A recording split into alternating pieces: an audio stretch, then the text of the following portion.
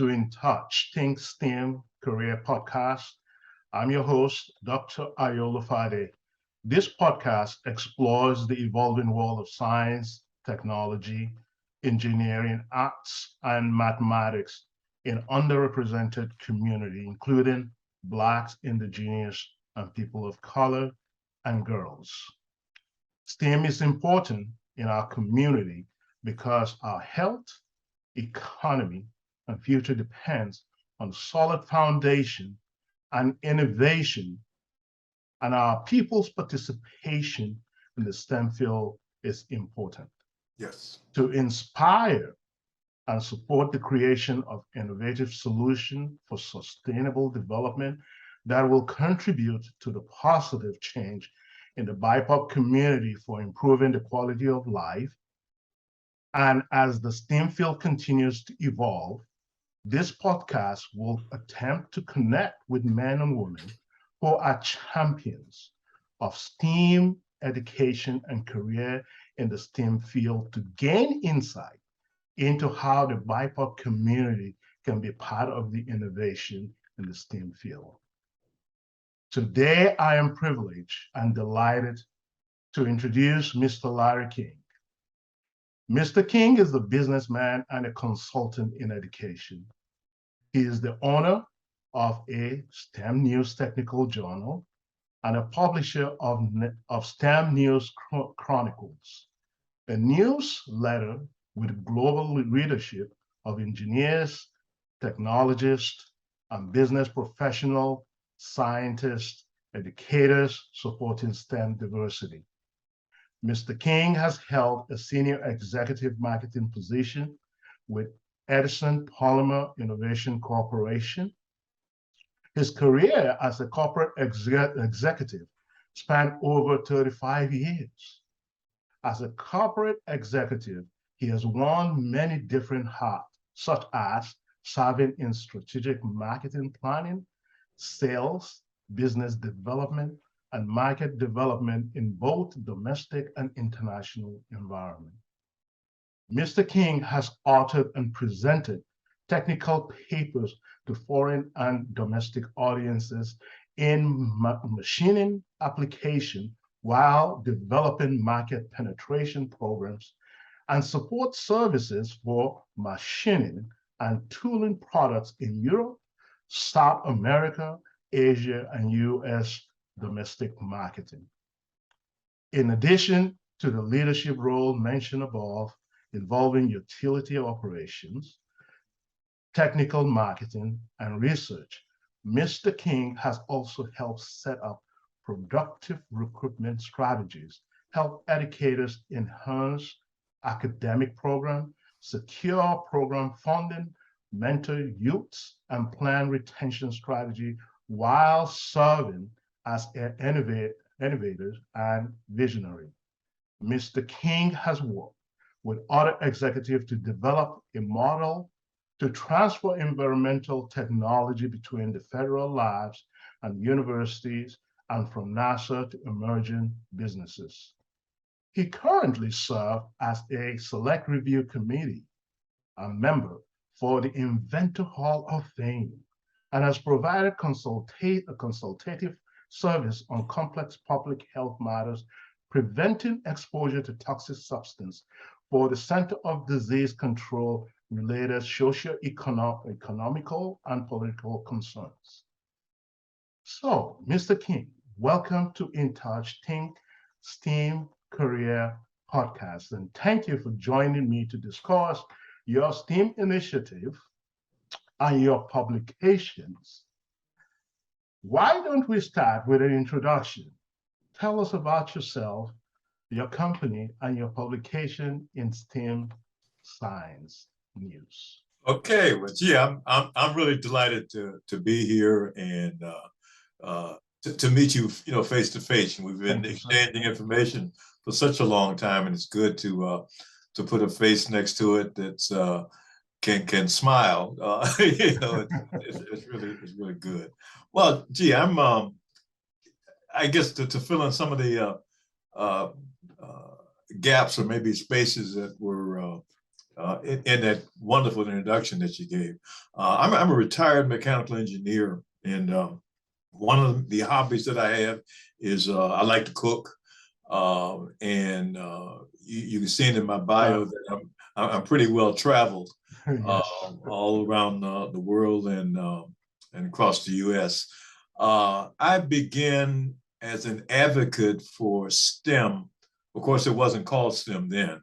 About the time I finished my engineering degree at Cleveland State University in 1974. And since then, I've had just so many wonderful opportunities to meet educators like yourself, scientists and engineers all over the globe that are members of groups that are described as underrepresented nowadays. So I'm talking about Black and brown people as well as women in that group. And you know, the common phrase now is people of color. And every time I hear that, I sort of cringe a little bit. You know, so why can't they say Black and brown people? You know, people of color count green folks. You know, and I'm not sure we want to be included with green folks. But that's a little bit about me. That's a little bit about, and I guess I can share more as we continue talking. Excellent, excellent. So you are the owner of the STEM News Technical Journal and a publisher of the STEM News Chronicles. And Yeah. your journal has and continues to be shared quarterly with over 50,000 readers worldwide. Yeah. Across the nation to engage and to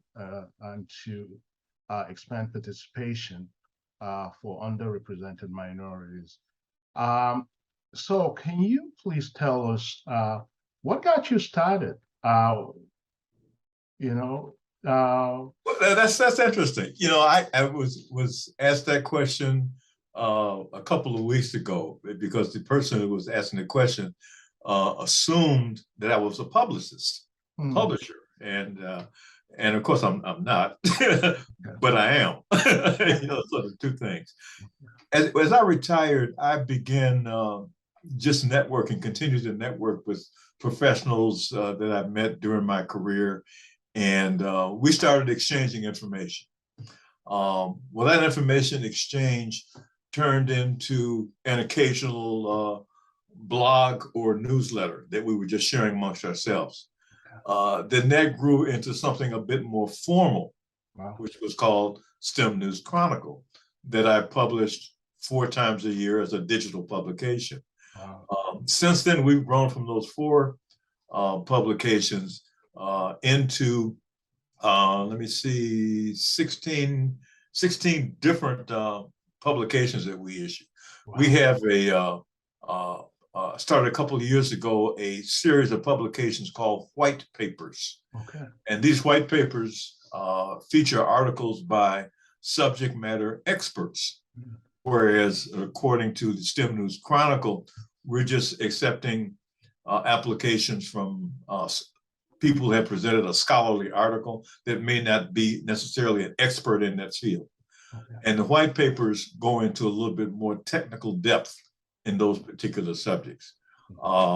We also started last year a feature called Guest Writers.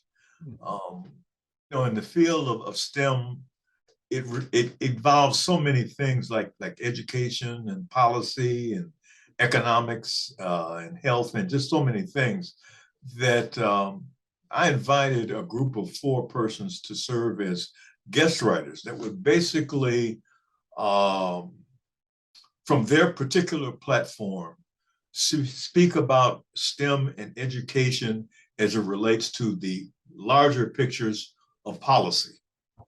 Okay. 3 of those persons are here in the United States and 1 is in Germany. Mm-hmm. And I'm currently in the process of lining up the next 4 guest writers to serve for 2023. Okay. Each of those persons volunteer to provide 2 articles each a year on a schedule that they determine, on a subject that's within the general outline of how I described it. and we go with that. Okay. Okay. Very Yeah. good. So is this a paid? Do you are this employed? Do they become your employees, or are they? Are No, you, everybody is a volunteer. okay. Yeah, Volunteer. our newsletters are free for digital download. Okay. Okay, the white papers and the publisher's briefcase, which are the set of documents that the guest writers produce. If you want to get access to those, that's a annual premium subscription for $35 a year. I see. Okay. So you can go from just receiving 4 newsletters a year, Yes. into a situation where you're receiving 8 additional publications. Okay. Okay, which are much more extensive. Okay.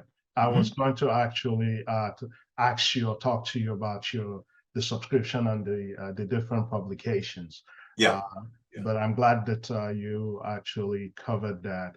So, Sure. So what is your vision and your mission for your publication? Well, I think we just want to serve as a resource Okay. Of information involving science, engineering, and technology. Okay. For those of us like ourselves, Yes. that are engaged in the field, Yes. that are advocates for more diversity. Yes. And we just share information in that regard. We don't get involved in job search activities. That is, we don't put job postings in our newsletter. There are a lot of vehicles and other publications and actually businesses that do that full time. Indeed, all the rest of them. So if you're looking for a job, go there, go LinkedIn and all the rest of it. If you want just some good information about what's going on that you won't necessarily find, come to STEM News Chronicle. Okay. Are your publication, the material that you publish, more general to the whole entire STEM field, or is it more specific to the underrepresented community? Because I saw a piece about 2 ladies in Australia who actually wrote an article about the disparity when it comes to the employment of women from other countries in Australia, I believe. Yeah, well, when you're talking about diversity in STEM, you're talking about the people that are underrepresented, the few people that are in the field. So you're talking about women, you're talking about Blacks, you're talking about brown folks, which are Latinos, Hispanics. Okay, those are the people that you're talking about. So we address all of those issues. We don't limit it to, I did not mention indigenous people. Yeah. Because, Australians, for example, people that are native Australians consider themselves as an indigenous population. Absolutely. As well as the original Americans in this country, which are indigenous people. So we include all of those. Okay. Now, of course, some of our articles and some of the discussions in those articles relate to the general population. Okay. So when we're talking about increasing more funding for research at universities in a particular area, we're talking about everyone. Okay. When we're speaking about the immigration of foreign tech workers, we're talking about everyone in this country that may be restricted from a tech opportunity because someone from China or India is coming into this country under a visa program and working in the field and getting paid less than the normal market would be. Okay. And those people come in through the H-1B visa program. Yes. Over 50,000 a year come in. And the companies that bring these folks in, of course, they claim that, well, we can't find people here in the United States who want to do that work. And you and I both know that I'll just use the word that's disingenuous. They're not looking. That is true. That is true. Yeah. So who are your readers specifically? Are you, I know we've talked about the underrepresented. Mhm. Scientists, your reader. What Oh, about we have those that are not? scientists, we have educators, we have university professors, we have consultants, we have business persons, we have people that are marketing and selling products and services to school systems, for example, and people that develop new learning devices and systems that are based on computers and all the rest of that. Okay. So that's a whole, as well as students. Yes. I should not forget students. No, cannot. What kind of STEM information do you usually like to share? Or let me be more specific. Okay. Do you focus more on the area of new science, technology, or aspects for broadening diversity across, STEAM or technical disciplines, education? Okay, well, I'm blessed enough to have a group which we call the Editorial Planning Board. Okay. And these are 9 or 10 folks that some I've worked with, some I've known for a long time, and some I've just met. Basically, they're interested in the same thing that we're doing, Okay. broadening the application. They all have different backgrounds. And what they do for us is basically things, I think. Well, two things I know. They determine the topics for our newsletters and our white papers. Okay. They also help identify subject matter experts, example, for white papers, and suggest other areas that we might explore in a publication. So that's the service that they provide. Again, they're volunteers. They meet as a group virtually twice a year on Zoom. And we, of course, exchange information in between those times as well. So to give a direct answer to your subject, what do we cover? We cover as much as we can. Okay. Okay. Because there's a lot of things out there that need to be discussed that aren't being well or sufficiently discussed or understood. Okay. And let me give you an example.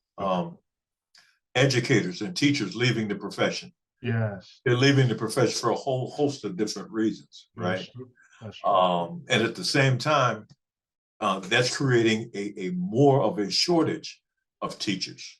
And from our perspective, the area of concern for us is teachers that are certified to teach math and science. Yeah. Okay. There are a lot of school systems that are challenged to provide sufficient numbers of, one, resources, of two, an educator or a teacher in front of the classroom that's certified in physics or math. Okay. So that's a challenge to find those persons. Okay.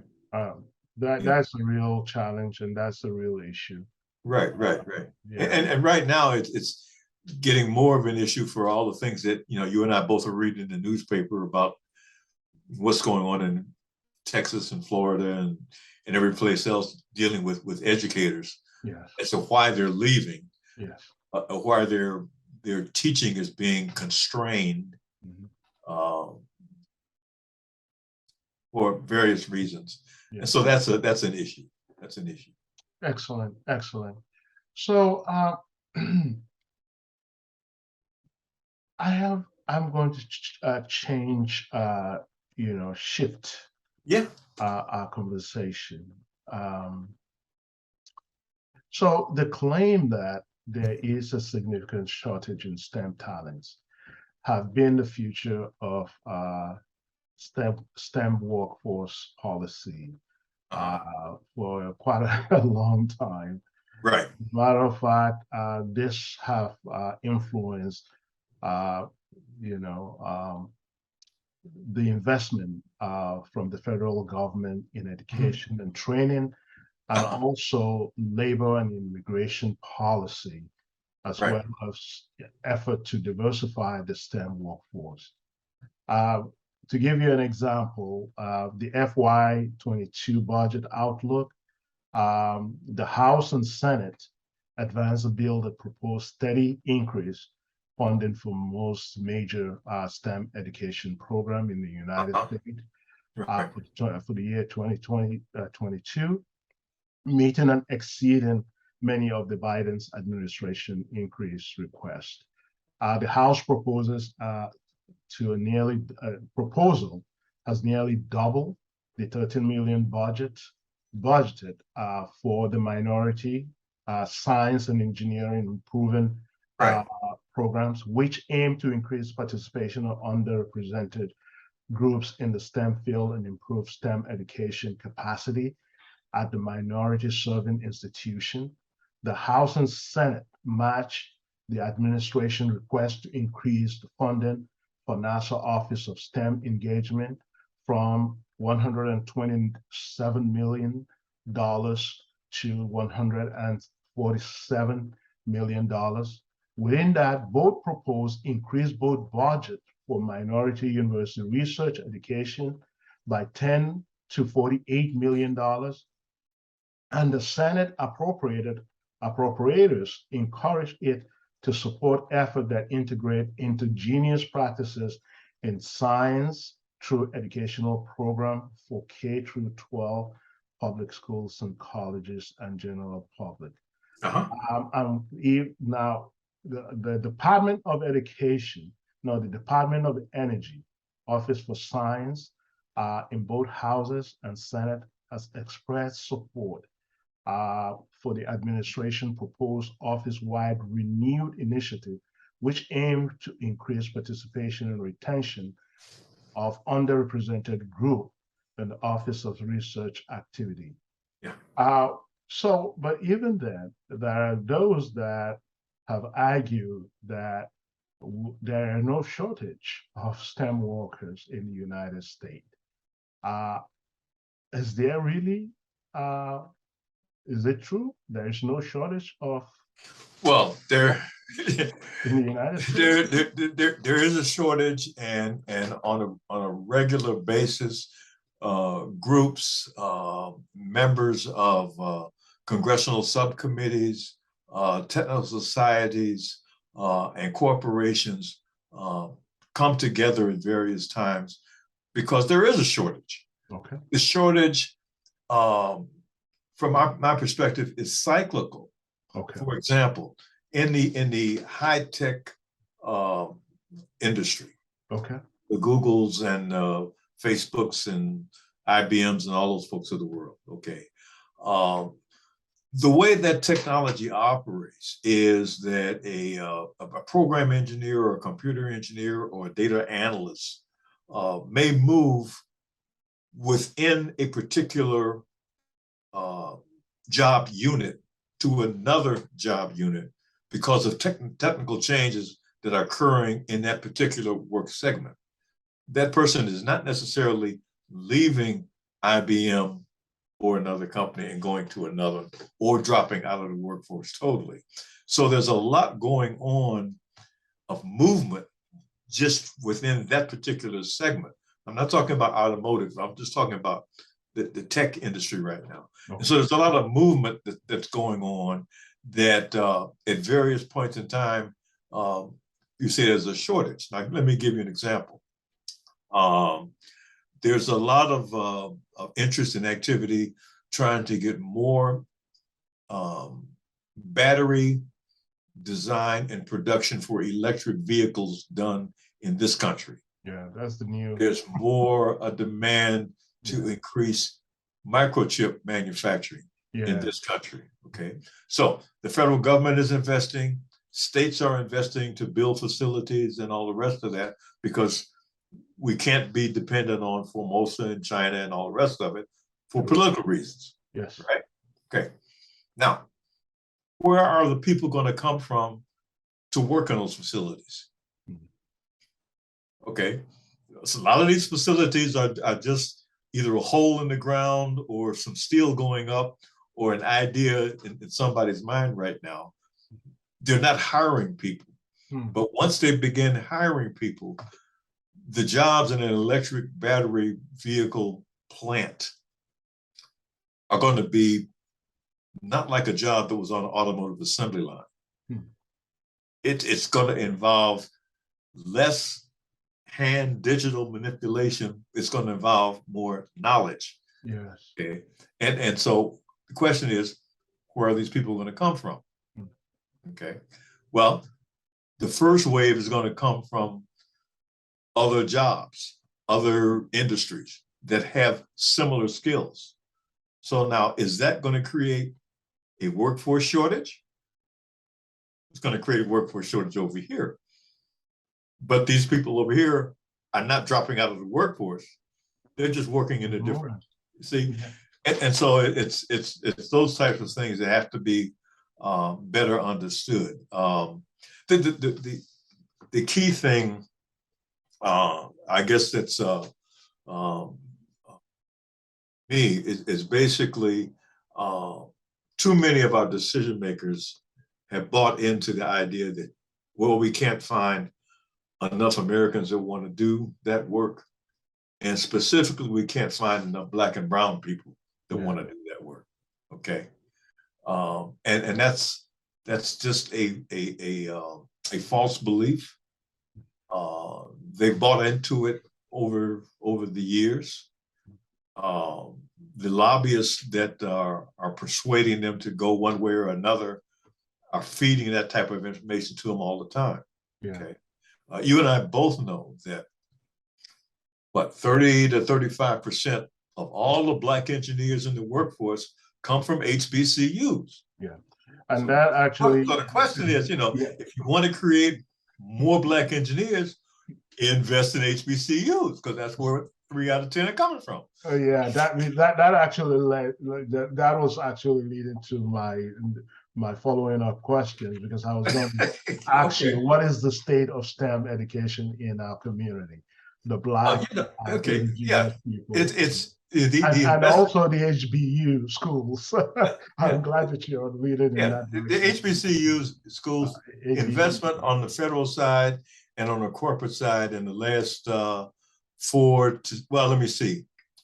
I have to go back to the Obama administration. Yes. Because he first, as president, began really pushing that. So if you go all the way back to then, now investment began increasing at that stage.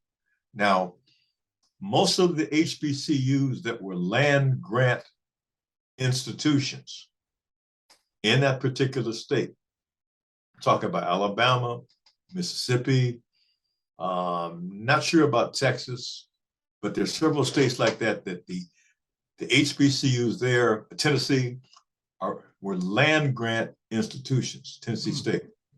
Okay. So the state received money from the feds to put into all the land grant colleges in that state. Wow. Who got the short end of the stick? In Tennessee, it was Tennessee State.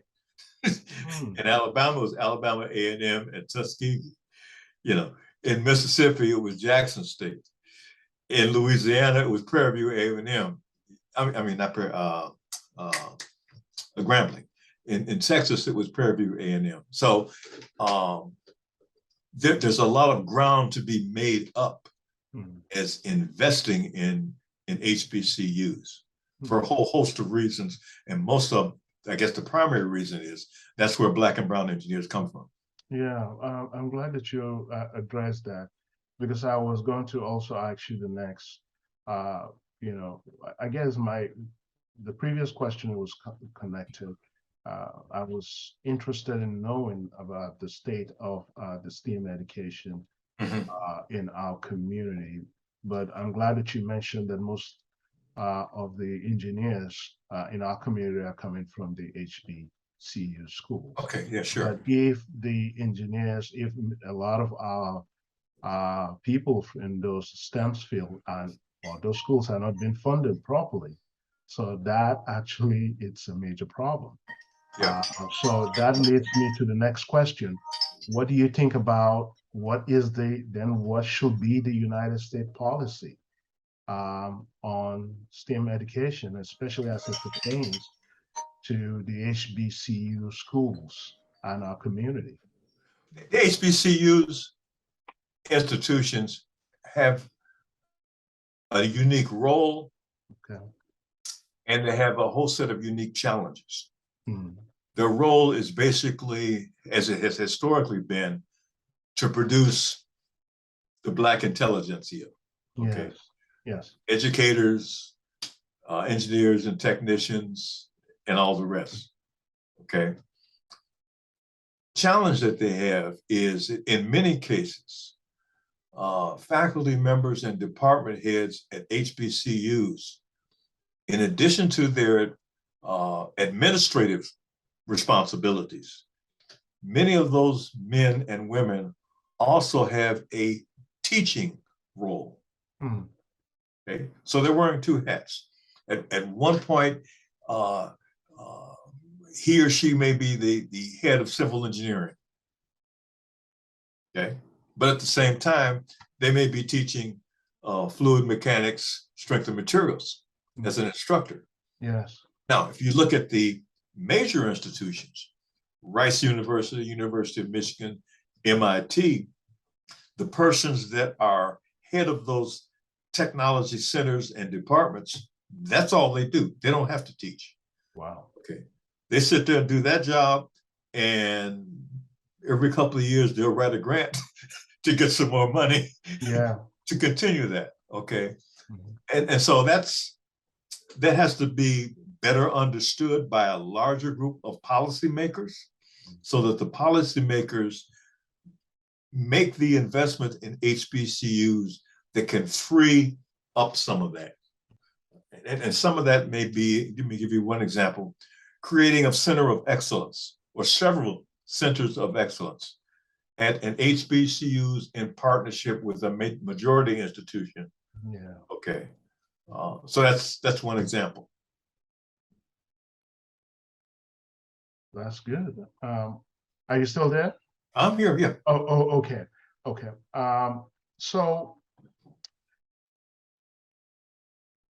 how can, which actually leads to it seems like you're really answering some of the questions that I may have as it pertains to our community and STEAM. One of the questions that I also have is, cultural and race-based microaggression leading to the gender and race disparity in K through 12 and higher education.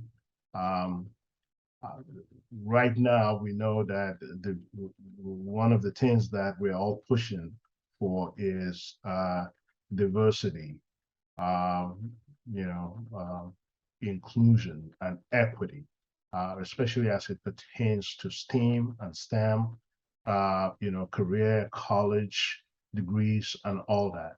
Are these solutions, are they working or are they not working?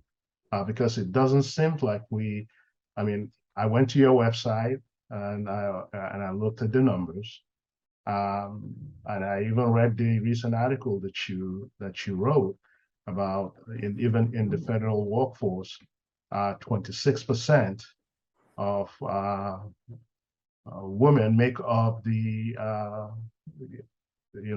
the STEAM workforce position in the federal government. But it doesn't seem like that means that their numbers is not even close to that of a man, and the pay disparity is even staggering. But I know that we have been on this thing about diversity, equality, and inclusion, but is it working or is it not working? What needs to be? And I'm going to take you back to the early 1970s. Okay. And this means, right after NASA was going full blow. I mean, we've been to the moon, we're doing all this great stuff. Okay. And people looked up and look around and they said, well, hey, most of the people doing that work, as well as in the area of nuclear engineering, they're all going to be retiring in 10 to 15 years. Whereas where we're going to get the replacements at, right? So this thing called affirmative action was created. Yes. Okay. Quota systems were created. Okay. Now, if all of those things or programs, if they had been as productive as they were intended to be, there'd be no need of diversity, equity, and inclusion today. Okay.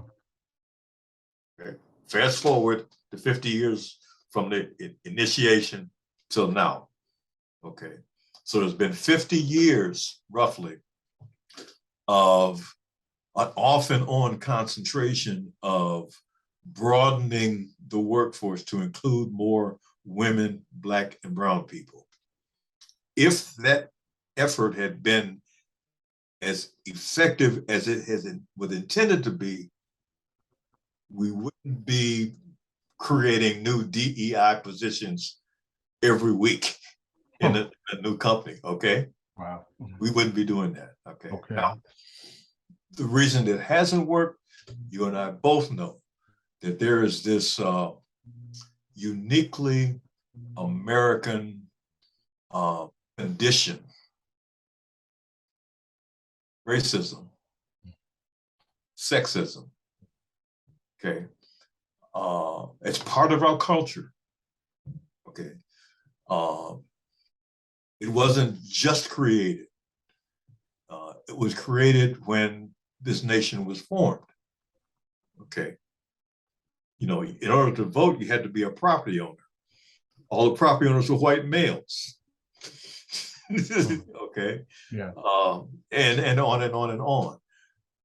There's a belief that and a belief that, you know, all engineers had to be white males. Okay.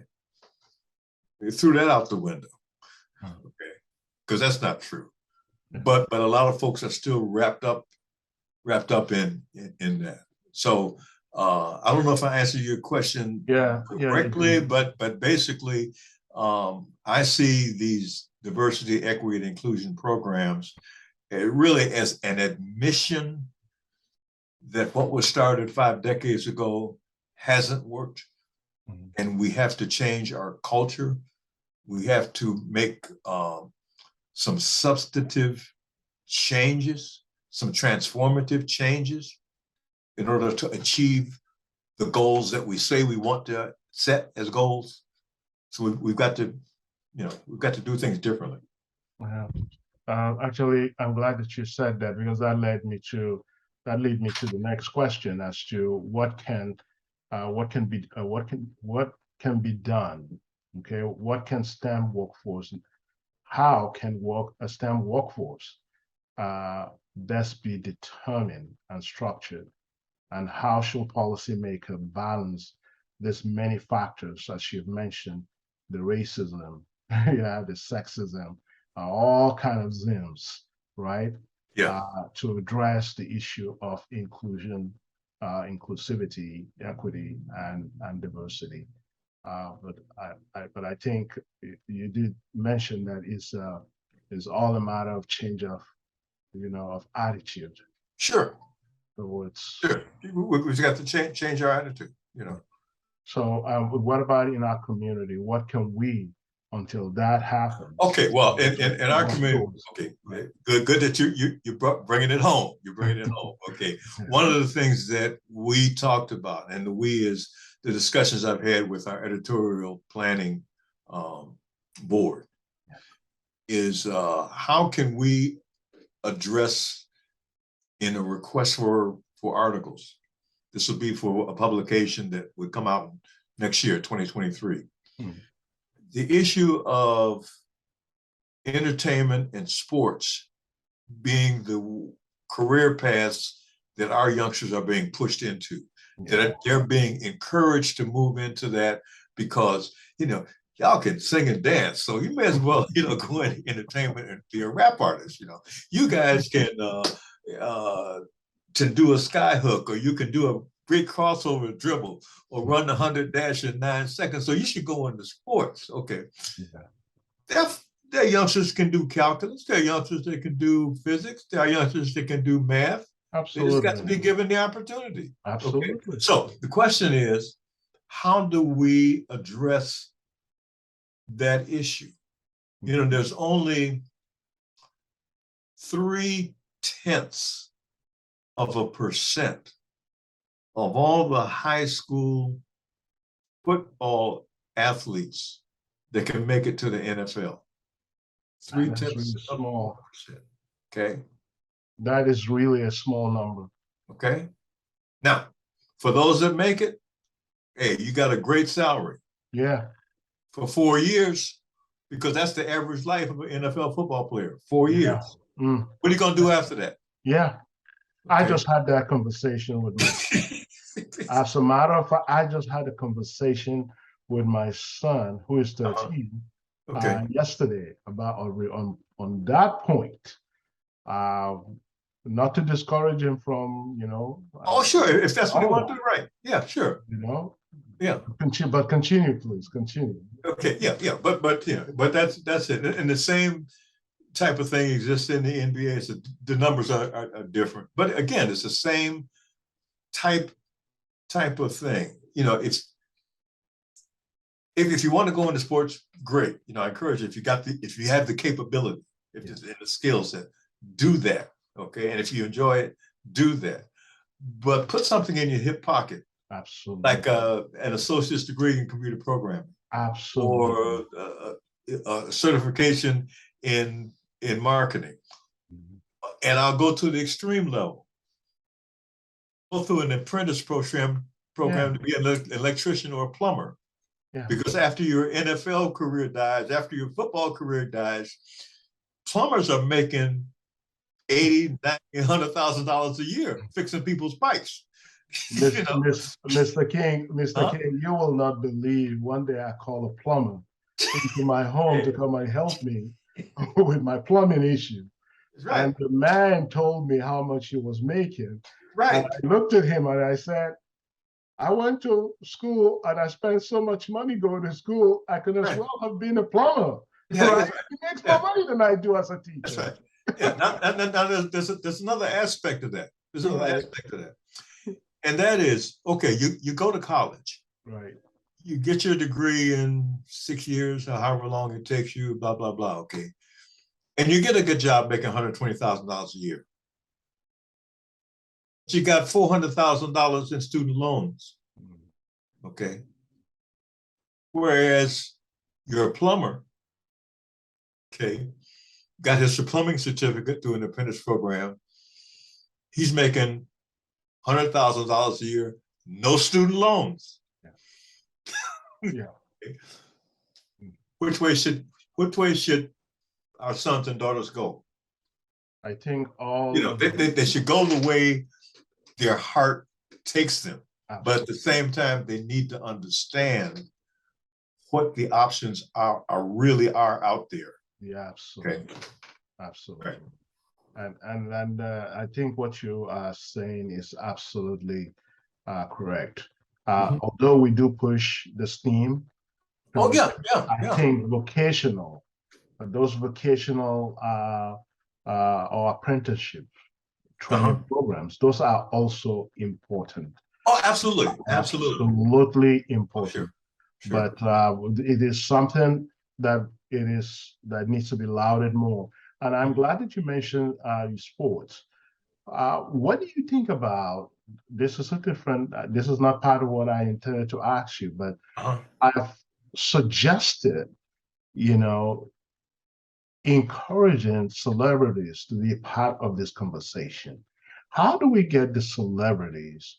Like, I know LeBron James has built a school, in Akron. Yeah, I used to live in Akron, so I'm familiar with that. Excellent. And there's another, celebrity that has done the same thing.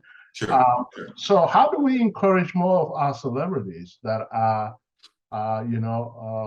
people of color, black or brown, black and brown, to really get into this fight of encouraging our kids to consider pursuing college and career in the STEAM field?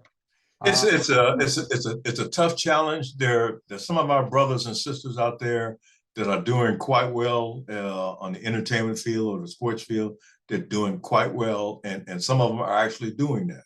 Mhm. But at the same time, there's this whole media complex Okay.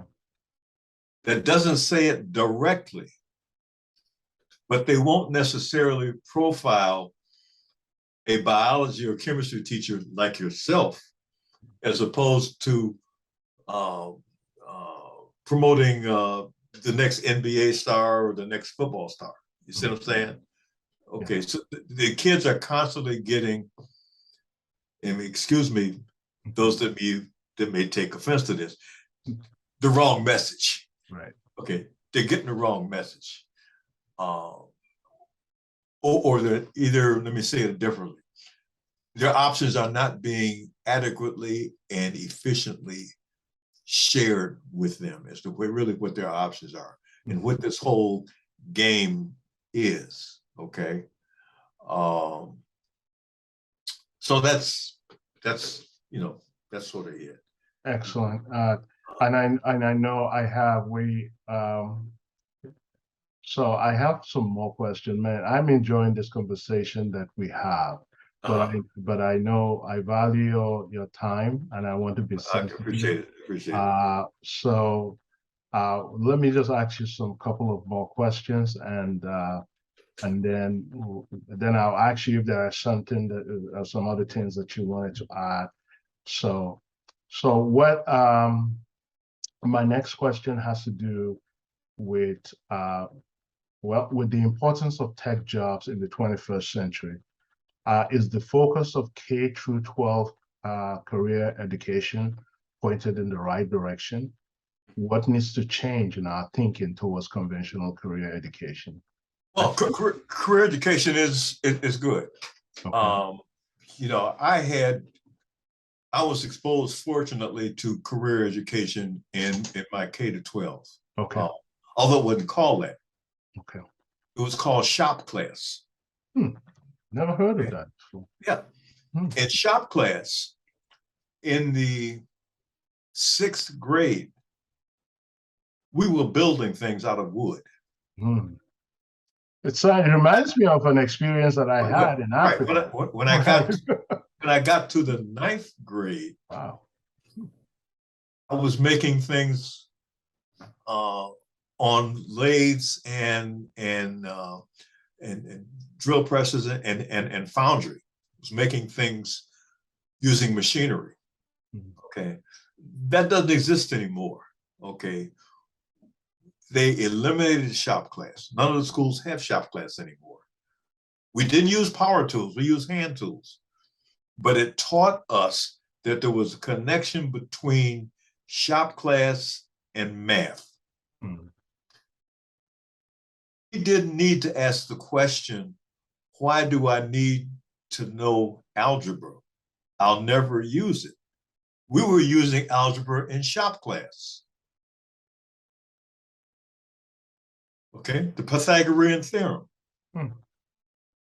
That in shop class. So that question we didn't ask that question because we knew that there was a relationship between shop class and math. Okay. Youngsters don't have that option now unless they go to a program that is designed as career and technical education. However, that is more focused in on creating electricians, pipe fitters, masons, or carpenters in high school, as opposed to how we learned it in elementary school. Okay, so therein is the difference. And career and technical education right now is being presented in K to 12 as an option. Say if you don't want to go to a 4-year college and get a BS degree, Yeah. then go to a career and technical education school, and you come out with a certificate as an apprentice. Mm-hmm. And then you go to work in the trades. So then how do we build a partnership, in order to, especially with, with technical programs? Well, there is, the career and technical education people, Okay. and the classical education people that leads to 4-year colleges and all that kind of stuff. Okay. They're in competition with one another because they're each in the same school system. They're each appealing for funding. So they're in competition because they see themselves as serving different populations. I would hazard to suggest that some of the youngsters that are going through career and technical education would be better served if properly directed into going into a college career path, because they've got the skills, they just had to have the opportunity. Yeah. Okay. So that is a really, but then that becomes that's a big policy issue. Yeah, yeah, and then definitely I also see the parents component, because I can imagine as an administrator, policymaker, trying to suggest to any child to go in this certain path. Exactly. Because it's not just the child that you've got to convince. You got to convince that child's parents. Yeah, the parents. Okay. Right. And the parents, God bless them, parents want the schools to do everything. Okay. And that's not the role of the schools. Yeah. The schools are not there to raise your children. Yeah. You are supposed to raise your children. Absolutely. If we're having discipline problems in school, or kids failing because they're not applying themselves, it's not the fault of the education system necessarily. Okay. That nugget, that discipline has to be created in the home. Okay. And the other suggestion that I was actually given in the past, that I have given in the past, is for parents to do the research ahead of time too. To show, for example, job projection, looking at job projection. Sure. Because we all know that technology is going to be big as we move forward. So, cybersecurity is going to be big as we move forward. Sure. They're going to be jobs that will be a bright job opportunity today. Yes. For a youngster that's in 7th or 8th grade. Absolutely. Okay, but by the time they complete the next 6 years of their K through 12, 6 years now, the technology would be totally different. Absolutely, that's true. Okay. So, there's a saying that a lot of us use when we talk in the student groups, and we say to the kids, aim at the heavens, aim at the stars, because if you miss, you're still going to end up in the heavens someplace. That's my story. That is my story. And guess what? I wanted to be a medical doctor once upon a time. Exactly. Okay. But guess what? I'm still a doctor, but a different type of I love it. Yeah. All right. So the last question that I have for you. Yeah, sure. How and why could building partnership help address division between industries and educators by engaging underrepresented professionals and women succeed? Well, that's an open question. That's also a question that came up when our editorial planning board met, and we haven't yet determined how we should ask that question. Okay. In the form that it encourages people to prepare articles for us. Okay. We can ask the question just as you asked it, but how do we package that to talk about those kinds of partnerships, and then who should be in those partnerships? how can those partnerships function? We are not established, or we don't exist to make those determinations. Those determinations will be made when those partnerships are established by the partnerships. Okay. Okay. All we can say is, well, there's a need. You guys need to get in the kitchen and get to cooking and come up with something. Okay. Thank you so much, sir. I really appreciate you. Hey, man. Thank Oh, you. yeah. I Thank you for appreciate you, joining. man. Thank you for joining me on In Touch Think STEM Career Podcast. Is there any final words that you want to share, especially for educators, parents, and students that may be listening, that will be listening to this podcast? Okay. I will say to any professionals that view the podcast, technical side, business side, educators, consider becoming a premium subscriber to STEM News Chronicle. You'll receive all 16 of our issues as opposed to just the 4 newsletters. Give you a chance to network more with your peers, give you an opportunity to broaden your perspective of what's going on in STEM as it relates to a whole host of issues like policy and economics and workforce and all the rest. Thank you for the opportunity, man. Thank you so much, sir. I appreciate you.